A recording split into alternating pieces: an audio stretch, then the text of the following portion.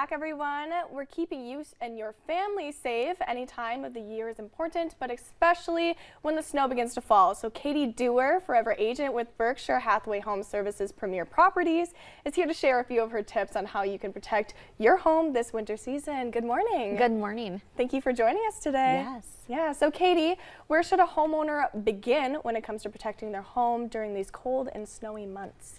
You're going to begin by protecting your home by being proactive. You want to be doing things prior to things breaking down and causing damage to your biggest investment, which is your home. Yeah. Some safety features to keep in mind this winter. First thing is carbon monoxide. Odorless, colorless, tasteless gas. When it builds up in your bloodstream, it can cause severe illness and even death. So since you can't see it, smell it, or taste it, you need to be monitoring for it. Know the signs and symptoms of carbon monoxide poisoning. Have a carbon monoxide monitor on every level of your house, preferably a digital one. That way you can see the readout. Make sure you're changing the batteries in your smoke alarms and carbon monoxide detectors on a regular basis. Then we start looking at a few other factors that factor into that. Your furnace. Where does your furnace exhaust come out? The side of your house or on top? Is the snow around it? Keep that cleared out about 1 to 2 feet on every side around your exhaust pipes. Okay. While you're on that furnace, get it serviced regularly. That will keep it running efficiently, help you with your bills, and also prevent any problems from coming up. Lastly, don't run your car in any enclosed or partially enclosed space. Don't hit the garage door opener, start the car to let it warm up, and go in the house. Even though the garage door is up, positive and negative forces do cause some carbon monoxide to go back into your house. Oh, okay. So you want to be careful with that. Next is to look at radon. It's another odorless, colorless gas. It's in our soil, so once we put a house on and a foundation, we kind of trap that gas in our home.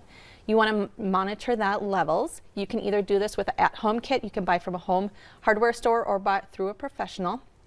EPA recommends a level of less than 4. Higher than 4 over longer periods of time can cause some chronic health problems, including cancer. So look at that. If your level is above 4, a professional mitigation system can be installed by a licensed professional. All right, awesome. Well, I did not even know about that last gas. That is Yes. incredible. Okay, and really, really great information right there. Getting your car out of the garage, that's a huge one. I didn't know that you were supposed to take it out of the garage either. So Yes. Good thing I live in an apartment.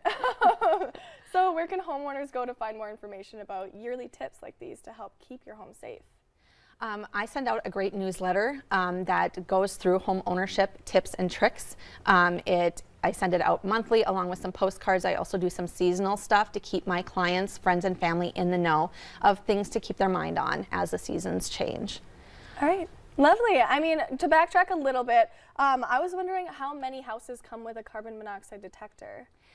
Standard now is that they are usually integrated with your smoke detectors and they should be on every level. However, older homes is where you worry about. The other thing is if one monitor starts chirping, someone like, well, this must be a defective monitor, I'll take the battery out. That could be your carbon monoxide one too, since sometimes they do dual jobs. So it's best to have a digital detector in your home too. Yeah, lovely. Okay, so what should homeowners begin looking for? In the wintertime, before the snow melts, you want to look for a couple things. One of them is the snow load on your roof. Now, our roofs and our building codes here are meant to hold snow. However, the wind we have doesn't always evenly distribute that snow on your roof side. So if you're having a really heavy load on one side, you might look at taking that down, and that will prevent ice dams and basically water coming back into your house and leaking. Other things to look for is flood insurance. I know we still got snow out, but your flood insurance policy needs to be in effect for 30 days before you can make a claim. So earlier is better. And the flood insurance covers more than just the Red River flooding. It covers overland flooding, heavy rains, or even that big snowdrift melting and running back in towards your home. Lastly is your sump pump. This is the #1 appliance. You don't want to wait for it to fail before you replace it. Lifespan is 7 to 10 years. We recommend at 7, start changing them out. Now is a perfect time. The shelves are stocked. There's no high demand.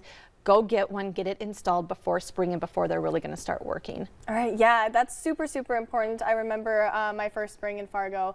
Lots of people were having troubles with that. So how can people get in touch with you? You can reach me on my telephone at 218-230-4134, or my email is kdewar@bhhspreproperties.com. All right, lovely. Well, thank you so much, Kate, for bringing us through that. We'll have lots more coming up after the break.